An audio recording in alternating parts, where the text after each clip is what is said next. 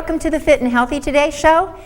And on the heels of our discussion on antibiotics last time, and since one of the repercussions of antibiotic usage is yeast and candida infections, I thought I would address that today because they kind of work hand in hand together.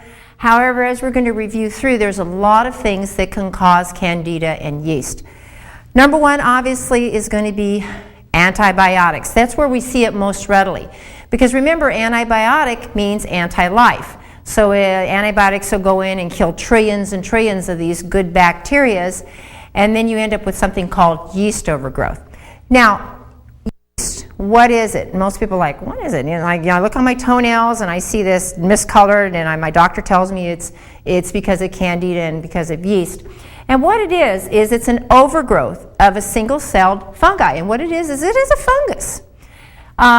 It's always found in low amounts in the intestinal and tracts, and you need a little bit of yeast for balance. I mean, God didn't create it for no reason. It does provide things, but when it gets out of control, once again, it has its purpose. When it gets out of control, then you end up with yeast overgrowth.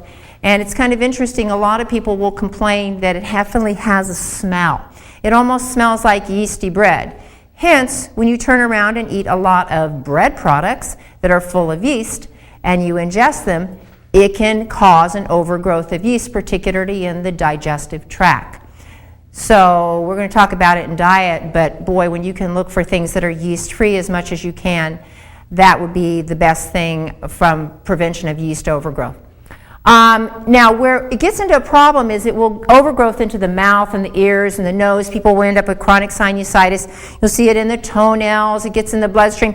When it's systemic candida, that means it's throughout the body. And it just finds little homes, and it just waits for you to feed it sugar. Because its simple carbohydrates are its food. Yummy, yummy, munch and crunch. So if you're eating a high sugar diet, you're feeding yeast. If you have yeast, you can't eat a high sugar diet if you want to get rid of it. So, the symptoms that are associated with yeast that we typically see for women a lot when they're on antibiotics are recurrent vaginal yeast infections. And they definitely have that yeasty kind of smell. They're itchy, they're burning, they're very, very uncomfortable. Most of the drugs that they use for these are, once again, they kill off the good bacteria and everything comes about again. So there's treatments that you can do for vaginal yeast, and we'll talk about some of the supplements later on in the show.